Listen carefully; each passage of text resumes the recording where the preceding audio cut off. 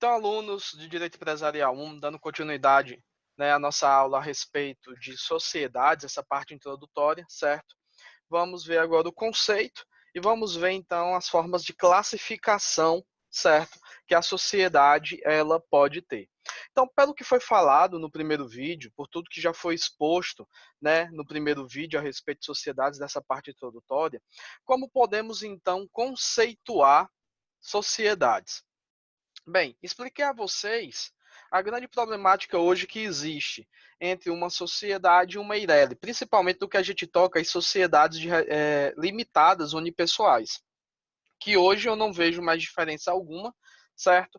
A não ser a diferença de personalidade jurídica, já que para o artigo 44 do Código Civil de 2002, tanto a Eireli é uma pessoa jurídica de direito privado e a sociedade também. Então, ambas vão possuir personalidades distintas, então serão pessoas jurídicas distintas, beleza? Mas conseguindo então analisar aqui, vamos tentar conceituar a sociedade. O que é uma sociedade? A sociedade, então, como eu já expliquei para vocês no primeiro vídeo, é uma pessoa jurídica de direito privado. Não estatal, professor, por quê? Para não se confundir, então, com aquelas sociedades, ou melhor dizendo, com as pessoas jurídicas de direito público, que explora empresarialmente seu objeto social.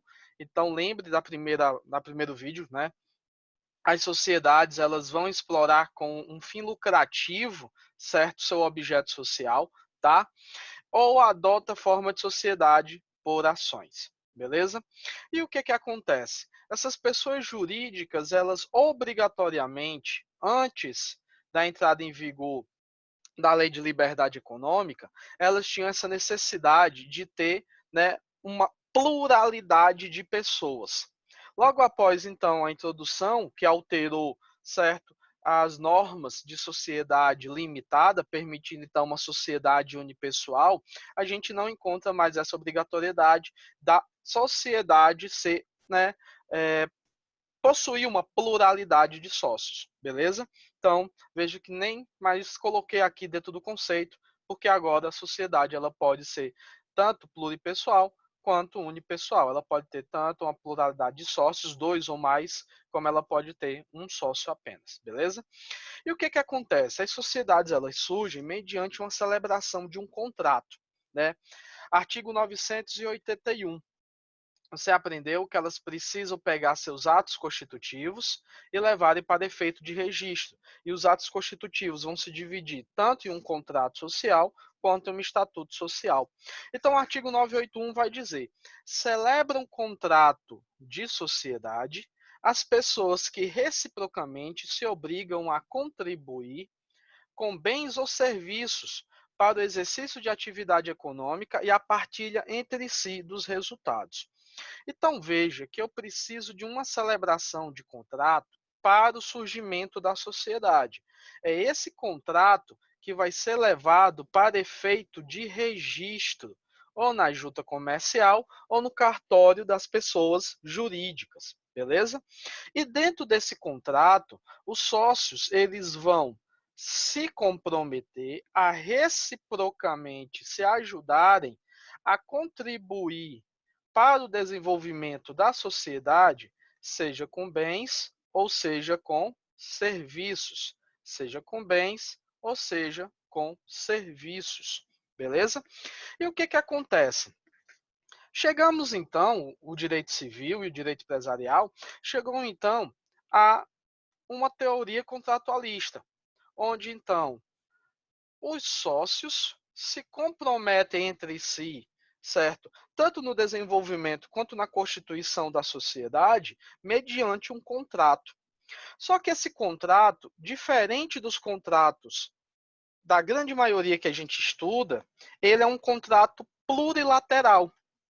O que quer dizer isso? Ele vai, por exemplo, ser divergente de um contrato de compra e venda.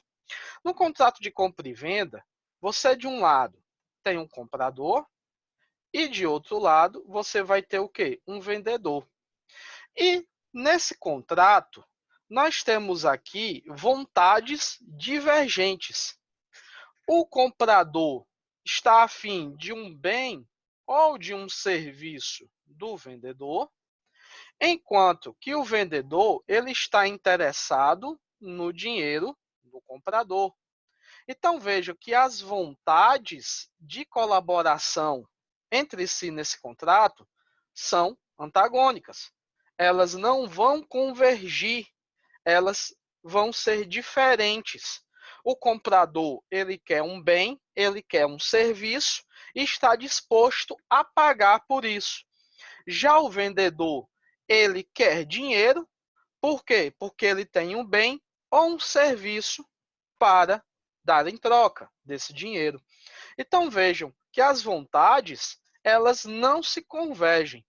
Diferente do contrato de sociedade. Quando eu falo que no contrato de sociedade que ele é plurilateral, o que é que eu tenho? Eu tenho várias pessoas que são os sócios, eu tenho várias pessoas que são os sócios, onde esses sócios eles vão se ajudarem mediante uma colaboração recíproca com bens em dinheiro para um fim comum. Que fim é esse? Esse fim é o lucro. Então, eu tenho, por exemplo, o sócio 1. Nossa, mãe do céu, tá difícil, gente. Tentar escrever aqui no mousepad tá complicado. Vou nem colocar o número, vou colocar só o S do sócio aqui, tá? Tô tentando dar um jeito aqui da gente conseguir escrever melhor, mas enquanto isso, estamos usando aqui o mousepad, beleza? Então, eu tenho um sócio 1, um sócio 2, um sócio 3. Vejo que eles vão assinar um contrato entre si, né? Teoria contratualista, eles vão formalizar essa vontade de ajuda recíproca em um contrato. Só que diferente de terem vontades antagônicas, terem pretensões antagônicas, o que acontece? Todos os sócios vão ter um fim em comum. O sócio 1 quer uma coisa, o sócio 2 também quer a mesma coisa do sócio 1. E o sócio 3 também está afim de ter a mesma coisa que o sócio 1 e o que o sócio 2. O que é? É o lucro. É o lucro, certo? Vejam então que as vontades dos sócios vão convergir para um mesmo fim. Então, nesse momento aqui, você não tem um contrato com vontades antagônicas. Você não tem um contrato que não vai, ou que vai, desculpa, divergir entre si. Na verdade, as vontades elas são convergentes. As vontades dos sócios, dentro de um contrato de sociedade, elas vão convergir para um fim. Que fim é esse, professor? É justamente o lucro. É justamente o lucro. Eles querem todos a busca do lucro mediante a exploração, certo? Mediante a exploração do objeto social. E essa vontade de colaboração recíproca, essa vontade de colaboração, de cooperação, ela ganha o nome de affectio societatis, beleza? A affectio societatis é a vontade de cooperação. Ele é definido, certo, pelo direito empresarial como um pensamento de cooperação econômica, certo? Ou mais exatamente, uma vontade de colaboração ativa em busca, em vista de um fim comum. Que fim comum é esse, professor? Já disse a vocês. Aqui, ó, é o lucro. Então, eles vão agir em, com a finalidade de um fim comum. Explorar o objeto social, explorar uma determinada atividade econômica para obtenção de lucros. Ou seja, eles vão, então, com essa exploração, ter uma coparticipação nos lucros e também nas perdas, né? A sociedade ela pode trazer prejuízo. Então, essa vontade de estar ativo dentro da sociedade, este pensamento de cooperação econômica, essa vontade que converge em prol de um fim em comum, certo? Nós vamos chamar de affectio societatis. É tanto que quando você amanhã, como advogado, agir, então, como magistrado, magistrada, né, numa ação que está tentando retirar o sócio da sociedade, amanhã, se você entrar com uma ação, a primeira coisa que você vai alegar na sua petição para retirar um sócio de uma sociedade é justamente o quê? Que esse sócio ele perdeu essa fexo societate. Ele não tem mais um fim de cooperação econômica, ele não tem mais um fim de colaboração ativa com os demais. Então, por ele ter perdido essa vontade de afexo, ele vai ser retirado da sociedade. Por quê? Porque ele não está cumprindo com aquilo que ele estabeleceu, anuiu dentro do contrato de sociedade. Beleza? Então, cuidado com isso, certo? Aqui, para a formação de uma sociedade, a gente vai ter um contrato. Show de bola? Então, vejam, coloquei aqui para vocês. Num contrato bilateral, o que é que eu tenho? Eu tenho A e B com vontades antagônicas. Eu tenho A e B com vontades antagônicas. A que é um objeto, mas também pode ser um serviço. B que é o quê? O dinheiro de A, né? Já aqui no contrato plurilateral, que é justamente o contrato de sociedades, eu tenho vontades paralelas. Eu tenho vontades que vão convergir para um fim em comum. Que fim é esse? É o lucro. É o lucro, então, que a gente obtém mediante lá na sociedade. Beleza? Tranquilo? O que acontece? As sociedades, então, elas vão se classificar, primeira coisa, dependendo delas possuírem ou não personalidade jurídica. Professor, o senhor disse que a sociedade ela vai ter personalidade jurídica no primeiro vídeo.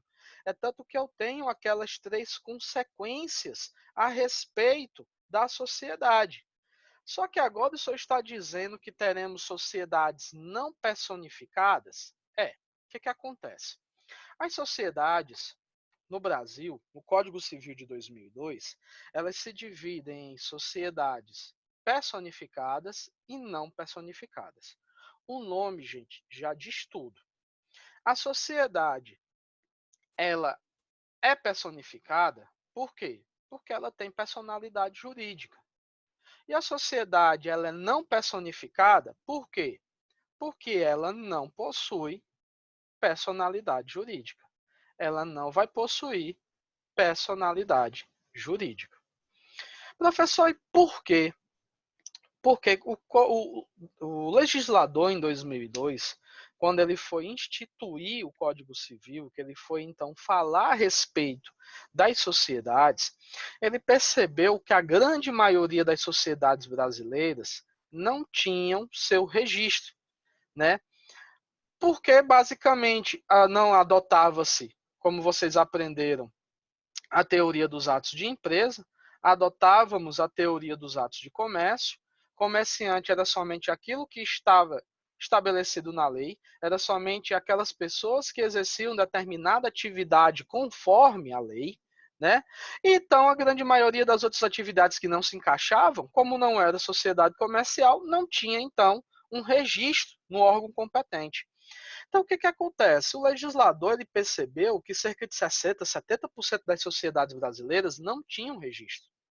E para o Código Civil de 2002, as sociedades só iam passar a ter personalidade. E aquelas 3 consequências jurídicas, né? Autonomia patrimonial, autonomia processual e tal, elas só surgem a partir do momento em que justamente eu tenho a devida, o devido registro dos atos constitutivos no órgão oficial, ou na junta, ou no cartório das pessoas jurídicas.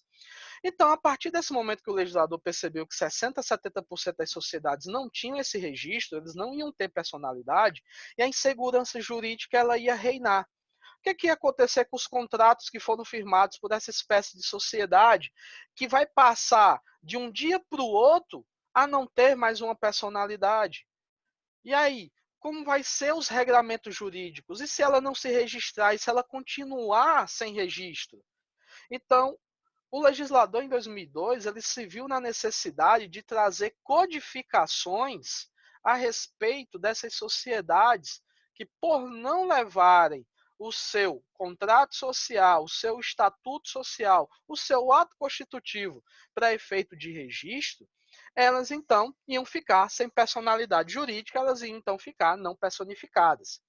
Então, basicamente, o legislador ele resolveu trazer normas para tentar trazer segurança jurídica a essas relações, certo? E vocês vão perceber que são normas que a basicamente todo momento vão fazer com que vão fazer com que o empresário, os sócios, eles peguem um contrato social, eles peguem então aquele ato constitutivo e levem para efeito de registro. Por quê? Porque essas normas elas não são favoráveis, certo? Para essas pessoas. Se basicamente ela não teve registro, ela não vai ter personalidade jurídica. Se ela não tem personalidade jurídica, não tem aqueles 3 efeitos. Então tudo vai recair em cima da pessoa dos sócios. Né? Então vamos ver justamente agora esses regramentos jurídicos sobre as sociedades não personificadas. E o que, que acontece? As sociedades não personificadas, elas vão se subdividir em 2 espécies. Eu tenho a primeira, que é chamada de sociedade em comum. Eu tenho a primeira, que é chamada de sociedade em comum. Professor, qual é a segunda? Nós vamos falar nessa aula também. É justamente as chamadas sociedades em conta de participação. Então, as sociedades não personificadas se subdividem em sociedades em conta de participação e sociedade em comum. O artigo 986, ele vai começar então a falar das sociedades em comum. Ele vai dizer: enquanto não inscritos os atos constitutivos, reger-se a sociedade, exceto por ações em organização, pelo disposto neste capítulo, observadas subsidiariamente e no que com ele forem compatíveis as normas da sociedade simples. Então, professor, o que é uma sociedade em comum? Uma sociedade em comum é aquela sociedade que não registrou seus atos constitutivos. Uma sociedade em comum é aquela que não fez a inscrição do seu contrato, que não fez a inscrição do seu estatuto. Então, professor, enquanto não inscritos os atos constitutivos, a sociedade ela vai ser em comum. Não tem o que se fazer, não tem o que pensar, não tem aqui o que ter alguma burocracia. Ah, professor, eu queria ser uma sociedade limitada, mas eu não escrevi meus atos constitutivos. É uma sociedade em comum. Ah, professor, eu queria ser uma SA, mas eu não ainda constituí, eu não levei para efeito de registro, né, o meu estatuto social. É uma sociedade em comum. Ah, professor, eu queria ser uma sociedade simples, mas eu não levei ela ainda para efeito de registro. É uma sociedade em comum. Beleza?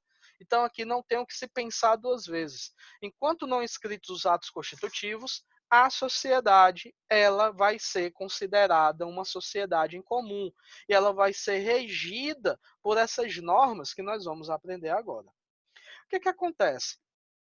A sociedade em comum, ela começa já a trazer, dentro das suas normas, as primeiras consequências severas para os sócios. E a primeira é essa: a responsabilidade dos sócios é o quê? Ilimitada. Eles vão responder com o seu patrimônio pessoal pelas dívidas da sociedade. Gente, pense comigo. Se a sociedade não nasceu, se a sociedade não teve personalidade jurídica, ela não tem autonomia patrimonial. Se ela não tem autonomia patrimonial, ela não tem patrimônio. Se ela não nasceu, ela não tem autonomia negocial, ela não pode fechar contratos. Então, quem é que vai responder por esses contratos, por essas obrigações advindas dessa relação jurídica? Os sócios. Então, por conta disso, os sócios terão responsabilidade ilimitada. Eles vão responder pelas dívidas com os seus bens particulares, com os seus bens pessoais. Beleza? Além disso, vamos vir para baixo aqui, né? A gente fala já da responsabilidade subsidiária. A responsabilidade que o sócio tem perante os demais sócios é o quê? solidária. É solidária. Se dentro dessa sociedade eu tenho 3 sócios, A, B e C, e eu tenho uma dívida a receber, né, no caso a pagar, o credor, né, dessa dívida, ele pode tanto buscar A, quanto buscar B, quanto buscar C. Eles são solidários. Eles vão responder com seu patrimônio pessoal e eles vão ser solidários entre si, né? O credor de uma dívida, ele pode buscar qualquer um dos sócios e eles vão ser obrigados a pagar, né? Aquela dívida de uma maneira total, né? Ah, professor, e se ele pagou além do que ele devia? Aí ele entra com ação regressiva, né? Mas a responsabilidade que os sócios têm entre um perante os outros é uma responsabilidade, certo?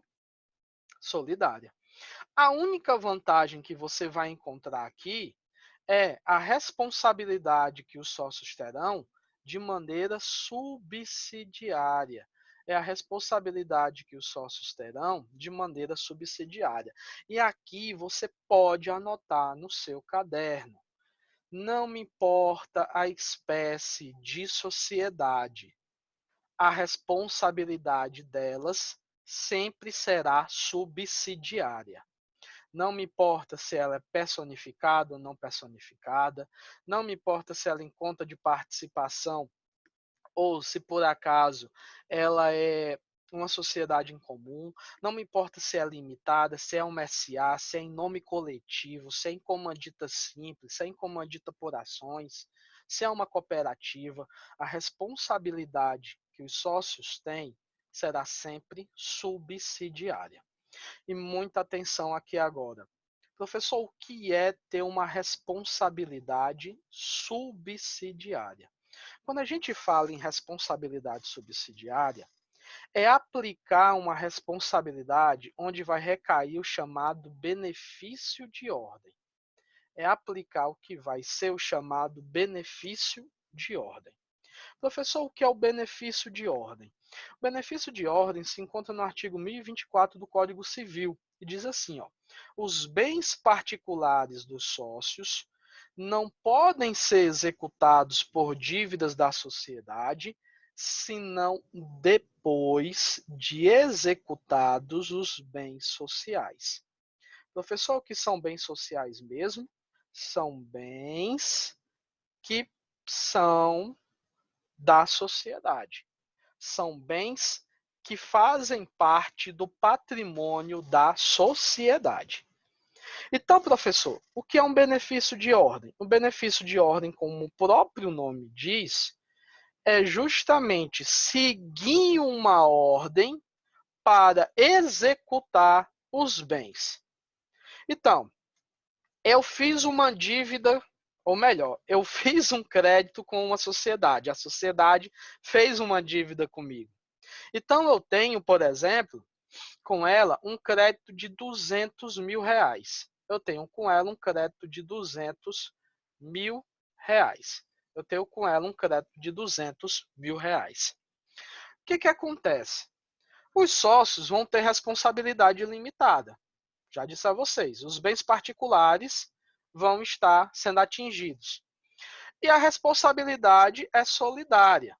Eu posso acionar qualquer um dos sócios. Eu posso acionar qualquer um dos sócios. Só que antes de atingir o bem pessoal dos sócios, antes de atingir qualquer um deles no seu bem pessoal, eu preciso pegar os bens da sociedade. Eu preciso pegar os bens da sociedade. Então, eu tenho 200 mil reais em dívida. Os bens pessoais dos sócios vão responder por essa dívida? Vão. Eles vão ser solidários entre si pelo pagamento desses 200 mil reais? Vão. Então, eu já posso ir pegar a casa de Paulinho, que ele é um sócio? Não. Primeira coisa que você vai fazer é atingir os bens sociais, os bens que estão sendo usados na exploração da sociedade, na exploração do objeto social. São os bens que são de titularidade da sociedade. Beleza? Então, o benefício de ordem vai dizer que primeiro os bens sociais. Aí, se eu peguei todos os bens sociais, não conseguiu pagar essa dívida de 200 mil, aí eu vou movimentar o restante da dívida em cima dos bens pessoais dos sócios. Então, eles agora vão responder de maneira solidária e com seus bens pessoais pelo restante dessa dívida. Ah, professor, então, nesse caso, eu primeiro pego os bens pertencentes à sociedade para depois, no segundo momento, pegar os bens particulares, não é isso? Isso, é um benefício de ordem. Primeiro, os bens sociais, por segundo, os bens particulares, beleza? Mas aí, professor, o senhor acabou de dizer que por ela, sociedade em comum, ser uma sociedade não personificada, ela não vai ter autonomia patrimonial. Se ela não vai ter autonomia patrimonial, que bens sociais são esses? Né? Ela não vai ter, então, direito a patrimônio. Que bens são esses que, então, eu vou atingir na sociedade em comum? Ora, você vai justamente analisar que o artigo 988 do Código Civil diz que o patrimônio da sociedade em comum é um patrimônio especial. Como assim? Vamos ler o 988. Os bens e dívidas sociais constituem patrimônio especial, do qual os sócios são titulares em comum. Então veja que na sociedade em comum, aqueles bens que estão sendo usados na exploração do objeto social, eles são de cotitularidade dos sócios. Então, digamos o seguinte, que eu tenho aqui na sociedade, de novo, 3 sócios. Sócio A, eu tenho o sócio B, eu tenho o sócio C. Nesse momento aqui, você vai perceber que se A, dentro dessa sociedade, ele entregou um carro, se B, dentro dessa sociedade, ele colocou todos os móveis que guarnecem a sociedade, e se C, sei lá, ele aparelhou mediante um imóvel, ele deu um imóvel, você vai ver então que esses bens, eles passaram a ser da titularidade não da sociedade, mas eles vão ser de titularidade dos 3 sócios. Eles vão ser de titularidade dos 3 sócios. Esses bens vão passar a ser dos 3 sócios em comum. Eles vão ser cotitulares desses bens. Beleza? Então, esses bens não serão da sociedade. O carro, os móveis, né? A mesa, escrivaninha, tal, e o imóvel onde eles estão exercendo essa atividade não serão da pessoa jurídica sociedade em comum. Por quê? Porque ela não teve personalidade jurídica. E por ela não ter personalidade jurídica, ela não tem direito a esses bens. Só que esses bens vão ser de titularidade de quem? Dos sócios, de A, de B e de C. Beleza? Então veja que nós teremos um patrimônio especial, por quê? Porque os sócios serão cotitulares do patrimônio. Então, para o benefício de ordem, para a responsabilidade subsidiária, primeiro eu vou atingir esse patrimônio especial. Primeiro eu vou atingir esse patrimônio especial, de onde os sócios eles são cotitulares. E depois, num segundo momento, somente no caso de não conseguir pagar toda a dívida, aí eu vou atingir os bens pessoais dos sócios. Eu vou atingir os bens pessoais dos sócios. Beleza? Tranquilo até aqui? Cuidado. Só que perceba que apesar de ter como único benefício em regra, né, de ter a única vantagem, esse benefício de ordem aplicado aos sócios, eu tenho que analisar uma exceção ao benefício de ordem. O artigo 990 do Código Civil, ele me traz uma exceção. Ele diz assim, ó, todos os sócios respondem solidária, já falamos, e limitadamente pelas obrigações, já falamos. Os sócios de uma sociedade em comum, eles vão ter responsabilidade solidária e limitada. Pelas obrigações sociais, obrigações então advindas do exercício da exploração do objeto social, né? Excluído do benefício de ordem. Então, se eu vou excluir alguém do benefício de ordem, é porque para o 990 eu vou aplicar o benefício de ordem à sociedade em comum. Mas estará excluído do benefício de ordem previsto no 1024, que a gente já leu, aquele que contratou pela sociedade. Professor, por quê? Mais uma vez, consequência da ausência de personificação. Vem cá. De novo, vamos aqui ver um exemplo. Dentro da sociedade, eu tenho dois sócios, A e B. Nesse momento aqui, A e B eles tiveram que fazer um contrato mediante um determinado empresário, sei lá, fizeram um contrato de aluguel, fizeram um contrato para recebimento de insumos, né? Então, eles justamente fizeram um contrato para receber insumos para exploração do objeto social. Só que nesse momento, como eles nunca levaram o ato constitutivo para efeito de registro, eles vão ser uma sociedade em comum. Então, lá naquele contrato, para o recebimento de insumos, sei lá, eles abriram uma panificadora. E eles fecharam um contrato para receber farinha, né? Receber insumos para produzir lá os pães e os bolos. Então, quem fechou o contrato foi A. A foi lá, fechou o contrato, né? E, sei lá, vai estar recebendo lá a farinha. Nesse momento, então, veio uma dívida desse contrato. Veio uma dívida de R$500 mil, R$500 mil. Como vocês já aprenderam, essa dívida advinda desse contrato, ela só vai poder recair em cima do patrimônio pessoal dos sócios somente depois de atingir, de ser executados os bens sociais. Só que o 990 ele traz uma ressalva, ele diz assim, olha, mas aquele que contratou pela sociedade, ele estará fora da aplicação do benefício de ordem. Quem foi que contratou? Foi A.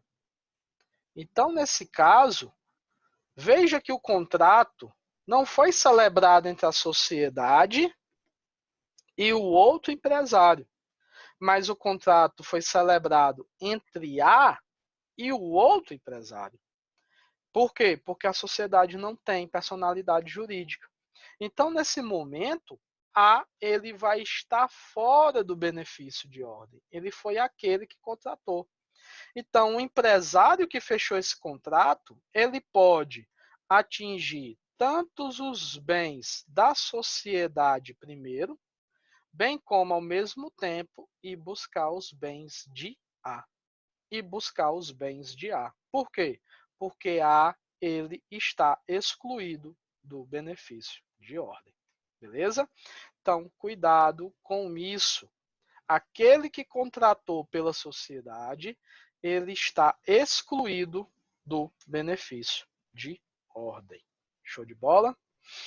Professor, e o que é uma sociedade em conta de participação? Cuidado que a sociedade em conta de participação ela é um pouco diferente, certo? Da sociedade comum. Eu tenho uma característica muito interessante da sociedade em conta de participação. Que característica é essa? A que está prevista no artigo 991 do Código Civil 2002. Olha aí, vamos fazer a leitura dele. Na sociedade em conta de participação, a atividade constitutiva do objeto social é exercida unicamente pelo sócio ostensivo, em seu nome individual e sob sua própria exclusiva responsabilidade, participando os demais dos resultados correspondentes. Parágrafo único. Obriga-se perante terceiro tão somente o sócio ostensivo e exclusivamente perante este o sócio participante, nos termos do contrato social. Veja, então, que agora a sociedade cota de participação, ela vai me trazer duas pessoas especiais. Ela vai me trazer o chamado sócio ostensivo e ela vai me trazer o chamado sócio oculto, ou, como o parágrafo único gosta de chamar, sócio participante. Então, professor, primeira coisa, a sociedade em conta de participação, ele é caracterizado porque possui duas categorias de sócio. Ele vai então ter duas categorias de sócio. Eu vou ter o sócio ostensivo, eu vou ter o sócio ostensivo e eu vou ter o sócio participante ou sócio oculto. Cada um desses sócios, eles vão ter finalidades, atividades, obrigações distintas dentro da sociedade. O sócio ostensivo, ele é a pessoa que exerce o objeto social,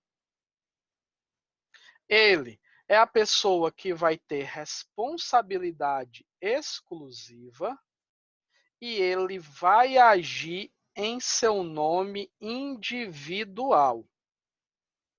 Ele exerce o objeto social, ele tem responsabilidade exclusiva e ele age no seu nome individual. Professor, e o sócio oculto? Ele apenas participa do resultado.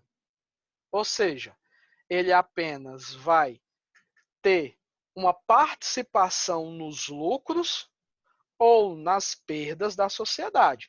Bem como, se você quiser colocar aqui também, ele tem um direito de fiscalização. Ele vai ter o direito de fiscalizar. Ele tem um direito de fiscalização, beleza? Ele pode, então, fiscalizar a atividade, os atos do sócio ostensivo. Ele tem direito de fiscalização da atividade do sócio ostensivo. Então, veja que essas características, elas se encontram dentro do próprio artigo 991. Está lá. Quando, então, mais uma vez, vamos fazer a leitura, diz: na sociedade cota de participação, a atividade constitutiva do objeto social, é exercida unicamente pelo sócio ostensivo. É exercida unicamente pelo sócio ostensivo, em seu nome individual e sob sua própria e exclusiva responsabilidade, participando os demais dos resultados correspondentes. Parágrafo único. Obriga-se perante terceiro tão somente o sócio ostensivo. Obriga-se perante terceiro tão somente o sócio ostensivo. E exclusivamente perante este o sócio participante nos termos do contrato social. Então veja comigo o seguinte, tá? Veja comigo o seguinte. Veja então que eu tenho 3 sócios nessa sociedade em conta de participação. Eu tenho o sócio A e eu tenho o sócio B e o sócio C. O sócio A, ele é o sócio ostensivo. O sócio B e o sócio C, eles apenas são sócios ocultos. Nesse momento, eles vão, então, constituir uma atividade econômica. Então, por exemplo, eles vão entrar no ramo imobiliário. Eles vão construir flats, eles vão construir prédios e vão vender ou alugar. Beleza? Nesse momento, então, se A é o sócio ostensivo, Quem é que vai exercer o ramo imobiliário? Quem é que vai exercer a atividade imobiliária? É A. A, então, ele vai ser o sócio ostensivo e é ele quem vai construir o prédio, é ele quem vai vender o apartamento, é ele quem vai vender o flat, é ele quem vai alugar o apartamento flat. Veja que ele exerce sozinho o objeto social. Professor, B e C pode? Não, B e C não pode. B e C são sócios ocultos. Vão só fazer o quê? Participar do resultado e fiscalizar. Participar do resultado e fiscalizar. Professor, lá no exercício da atividade empresarial, angariou-se uma dívida. Quem é que vai pagar essa dívida? Eu vou cobrar a quem? Ao sócio A. Por quê? Porque ele tem responsabilidade exclusiva. Então, se amanhã você é credor de uma sociedade em conta de participação, você vai cobrar ao sócio ostensivo. Você não vai cobrar os sócios ocultos. Você não vai cobrar a sociedade. Professor, por que eu não vou cobrar a sociedade? Porque ela não tem personalidade jurídica. Estamos ainda falando das sociedades não personificadas. Então, é o sócio A que terá responsabilidade exclusiva. É ele que vai responder por essas dívidas. E olha que coisa interessante. No momento que ele fechar os contratos, seja de compra e venda do apartamento, seja para conseguir insumo, seja para alocar, né, o flat, o apartamento, no contrato ele tem que colocar o nome pessoal dele. Por quê? Porque o sócio oculto ele vai agir em seu nome individual. Ele vai agir em seu nome individual. Ah, professor, então eu vou comprar um apartamento que eu sei que foi levantado por uma sociedade em conta de participação, né? Então, a sociedade em conta de participação levantou lá o apartamento, eu vou comprar. Dentro do contrato, não vai ser o nome da sociedade que vai constar? Não, de maneira nenhuma. Quem vai constar? O nome do sócio ostensivo. Então, por exemplo, aqui no exemplo que a gente está dando, a gente está falando então de imóveis, é consequentemente uma imobiliária. Vai ser uma imobiliária. A imobiliária, então, ela é quem vai exercer o objeto social, vai levantar o prédio, ela que vai ter responsabilidade exclusiva e ela vai agir em seu nome individual. Então, aqueles compradores do prédio, quando forem então comprar, compra e venda de imóvel, eles vão ter lá no contrato não o nome da sociedade em conta de participação. Eles vão ter o nome da imobiliária. Por quê? Porque ela é a sócia ostensiva. Professor, e B e C vão fazer o quê? Nada. Nada. B e C só vai dar dinheiro para o exercício e receber os lucros advindos desse exercício ou os prejuízos, bem como B e C vão fiscalizar os atos do sócio ostensivo. Acabou.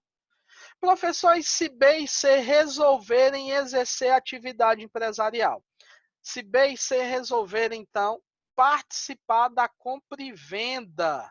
Se B e C resolverem participar da compra e venda, então, professor, desse imóvel. B e C, então, vão passar a ter responsabilidade sobre dívidas e eles, então, vão ser considerados, na verdade, ter as mesmas responsabilidades que o sócio ostensivo. Beleza? Que o sócio ostensivo. Então, cuidado com isso, beleza? Cuidado com essa diferenciação. E olha, a sociedade em conta de participação, ela sempre será uma sociedade não personificada. Olha o que o 993 do Código Civil fala. O contrato social produz efeito somente entre os sócios. E olha isso aqui, eu vou até colocar de verde para dar destaque, porque não tem cor mais bonita que a verde, ó. e a eventual inscrição de seu instrumento em qualquer registro não confere personalidade jurídica à sociedade. Então, professor, se eu fiz o registro do contrato de uma sociedade em conta de participação na junta comercial ou no cartório das pessoas jurídicas, o que, que vai acontecer? Nada. Nada. O registro não confere a esse tipo de sociedade personalidade jurídica. O registro não confere. As sociedades em conta de participação, elas sempre serão não personificadas. As sociedades em conta de participação, elas sempre serão não personificadas. Beleza? Professor, e o patrimônio da sociedade em conta de participação? Gente, segue a mesma linha da sociedade em comum. O patrimônio é um patrimônio especial, onde os sócios são cotitulares. Beleza? Tranquilo? Então, em casa, o que vocês vão fazer? Vocês vão ler no Código Civil as disposições, certo? Sobre as sociedades em comum e as sociedades em conta de participação. Tranquilo?